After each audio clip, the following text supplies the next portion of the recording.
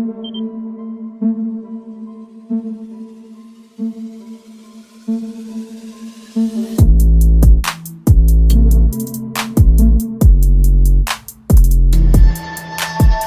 दोस्तों, आप देख रहे हैं खाली टेक्निकल चैनल। दोस्तों आज की वीडियो में हम बात करने वाले हैं Redmi Note 10 के फुल रिव्यू के बारे में। दोस्तों ये जो स्मार्टफोन है काफ़ी ज़्यादा हाइप क्रिएट कर रहा है पिछले कुछ दिनों में, और काफ़ी लोग सोच रहे हैं कि भाई इसको बाय करना है और फुल रिव्यूज़ का वेट कर रहे हैं। दोस्तों आज की वीडियो में कुछ ऐसी मैं बातें बताने वाला हूं जो कि मुझे हजम नहीं हुई इसके फ़ोन के अंदर, इस फ़ोन के अंदर, क्योंकि एक जो डिवाइस होती है ना दोस्तों, उसके अंदर बहुत अच्छी बातें तो होती हैं लेकिन उसकी कुछ खामियां भी होती हैं जो कि मैं हाईलाइट करूंगा और आपको बताऊंगा क्या ये खामियों के साथ अगर आप इसे एक्सेप्ट करना चाहते हैं तो ज़रूर आप 30,000 के अंदर इसे बाय कर सकते हैं। और मैं ये भी बताऊंगा आखिर में, अपना ओपिनियन भी दूंगा क्या ये फ़ोन आपके लिए वैल्यू फॉर मनी डिवाइस है 30,000 के अंदर। बेसिकली है तो value for money device on paper, लेकिन डिवाइस को चेक करना एक रिव्यूअर का काम होता है, जो कि मैं आज चेक करके आपको बताऊंगा, इसका फुल रिव्यू आपके सामने लाऊंगा। और दोस्तों ये जो वीडियो है किसी भी ब्रांड की तरफ से स्पॉन्सर नहीं है, तो आपको ऑनेस्ट ओपिनियन देखने को मिलेगा, और अगर स्पॉन्सर करेंगे भी तो फिर भी आपको ऑनेस्ट ओपिनियन देने की कोशिश करूंगा।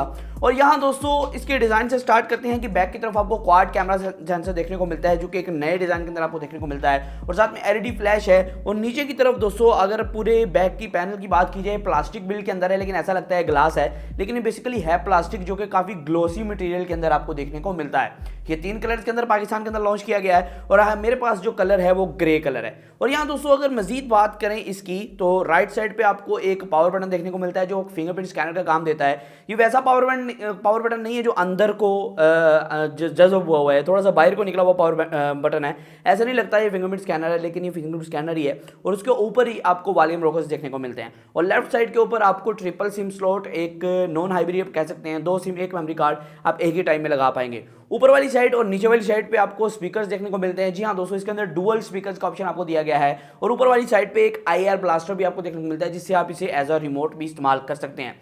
और नीचे की तरफ की बात करें, टाइप सी की पोर्ट अवेलेबल है, 3.5 mm का जैक है, और एक जो है माइक्रोफोन अवेलेबल है। ऊपर की तरफ भी एक सेकेंडरी माइक्रोफोन है नॉइस कैंसिलिंग के लिए जब आप वीडियो रिकॉर्डिंग कर रहे हो, जो कि काफ़ी अच्छी बात है। डुअल माइक्रोफोन्स हैं, डुअल स्पीकर्स हैं। और उसके अलावा दोस्तों अगर बात की जाए फ्रंट की, 6.44 इंचज़ का एक सुपर एमोलेड पैनल है। जी हाँ दोस्तों, सबसे ज़्यादा इसका सेलिंग पॉइंट यही वाला है कि इसके अंदर सुपर एमोलेड पैनल दिया गया है।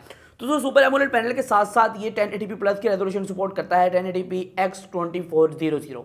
उसके साथ साथ दोस्तों ये एक डॉट नॉच के साथ आता है, ऊपर छोटी सी एक मोहरी दी गई है दरमियान की तरफ, और ये काफ़ी छोटी है। और इसके अंदर कैमरा लगाया गया है जो कि 13 मेगापिक्सल का सेंसर है। कैमरे के हवाले से थोड़ी देर बाद बात करते हैं, थोड़ा डिज़ाइन और परफॉर्मेंस को डिस्कस कर लें। और नीचे की तरफ हल्की सी चिन्ह देखने को मिलती है, उसके अलावा कोई भी बेजल नहीं है, जो स्क्रीन है फुल बेजललेस है। तो फ़ोन जो है काफ़ी कॉम्पैक्ट डिज़ाइन है, ये आप देख सकते हैं एक हाथ से आप फ़ोन को आसानी के साथ चला सकते हैं, कोई भी इशू नहीं आएगा। अगर आपके हाथ छोटे भी हैं तो फिर भी आप आसानी के साथ चला सकते हैं। और साथ साथ दोस्तों फ़ोन जो है काफ़ी स्लिम है और काफ़ी कॉम्पैक्ट साइज़ के अंदर आता है, लेकिन इसके अंदर 5000 mAh की बैटरी है, फिर भी फ़ोन को स्लिम किया गया है। ये मुझे नहीं पता कैसे, लेकिन काफ़ी ज़्यादा फ़ोन की डिज़ाइन के ऊपर तवज्जो दी गई है रेडमी की तरफ से।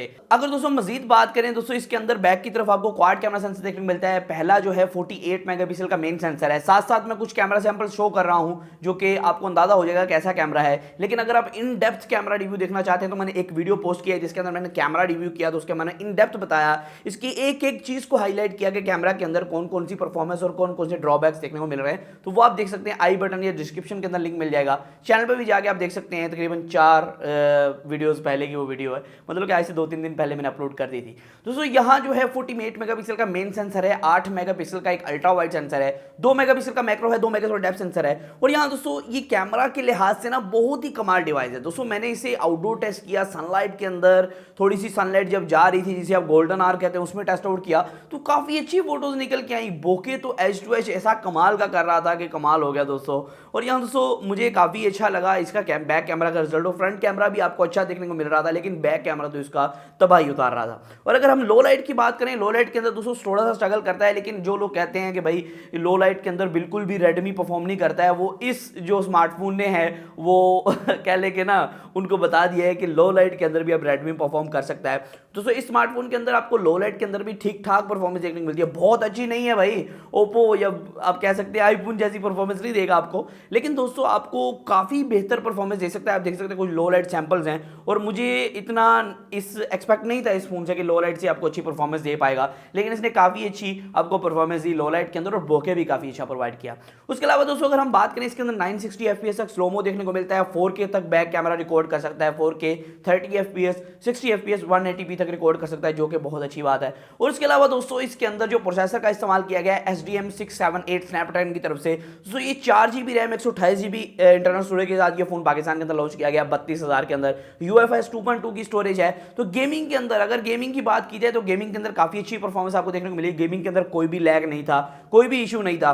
लेकिन दोस्तों एक इशू है वो मैं आपको बताता हूं, तो गेमिंग के अंदर कोई भी इशू नहीं था, गेमिंग जो है मीडियम सेटिंग पे बहुत कमाल की चल रही थी, आप अच्छी तरीके से खेल पाएंगे, कोई भी लैग नहीं देखने को मिलेगा।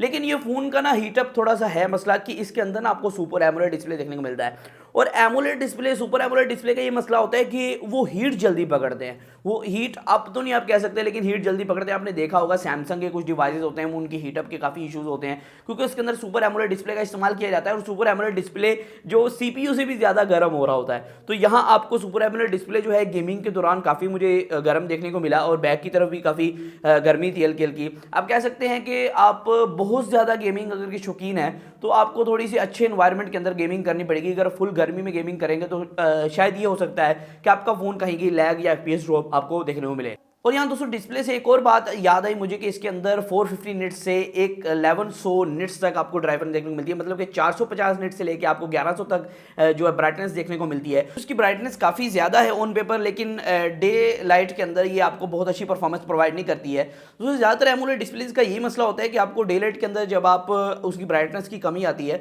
तो आप उसे मतलब कि इस्तेमाल नहीं कर सकते। इसकी ब्राइटनेस फुल करने पर भी आपको थोड़ा थोड़ा नज़र आ पाता है, मतलब कि आप इस्तेमाल तो कर सकते हैं धूप के अंदर, फुल धूप होती है ना जिसे आप डायरेक्ट सनलाइट कहते हैं, वहाँ आपका इस्तेमाल करना थोड़ा सा दुश्वारी हो सकती है। आप हाथ रख के इस तरह थोड़ा सा इस्तेमाल करना पड़ेगा कि जो है वो आइकन्स आपको सही तरीके से नज़र आ पाएँ।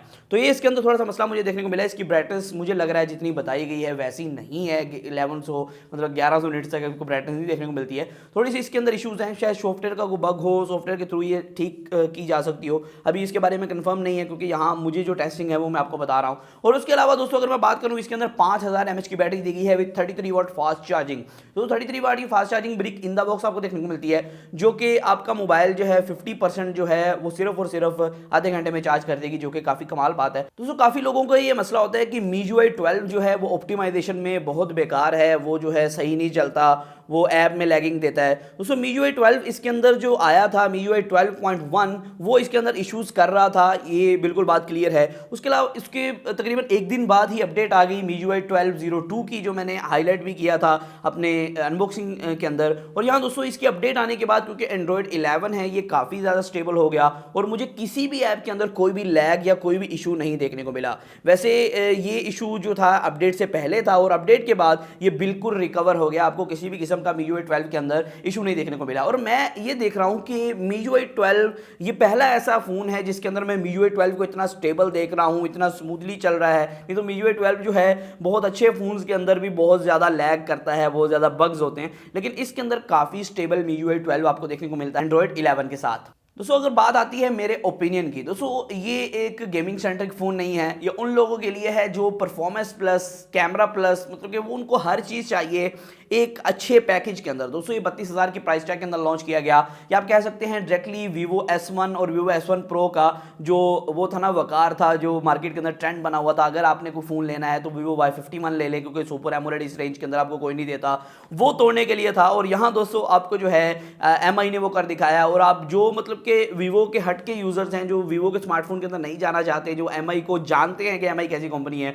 वो ज़रूर इस फ़ोन को बाय करेंगे इस रेंज के अंदर, क्योंकि इस रेंज के अंदर ही आपको ये जो फ़ोन है इससे अलावा कोई भी ऐसा फ़ोन नहीं है जो आपको सुपर एमोलेड के साथ ये परफॉर्मेंस प्रोवाइड करता है। हाँ कुछ इश्यूज़ हैं इसके अंदर, जैसे कि आपको डिस्प्ले का थोड़ा सा मसला देखने को मिलेगा, लेकिन इस रेंज के अंदर जितने भी फ़ोन्स हैं सभी में इससे कोई अच्छा डिस्प्ले आपको नहीं देने वाला है। और यहाँ दोस्तों साथ साथ आपको जो है थोड़ा सा हीटिंग का इशू देखने को मिला, मुझे लगता है कि सॉफ्टवेयर ऑप्टिमाइजेशन के थ्रू थोड़ा सा बेहतर हो सकता है। और यहाँ दोस्तों जो ये इसका एमोलेड स्क्रीन है, इसके अलावा से बात की जाए दोस्तों एमोलेड स्क्रीन के कलर्स से मुझे काफ़ी वाइब्रेंस लगे, काफ़ी अच्छे लगे। तो इसके अंदर भी कोई इशू नहीं है। तो आप कह सकते हैं ओवरऑल ये एक वैल्यू फॉर मनी और अच्छा फ़ोन है। अगर आप खरीदना चाहते थे तो ज़रूर इसको खरीदिएगा और मैं ज़रूर रेकमेंड करूँगा इसे।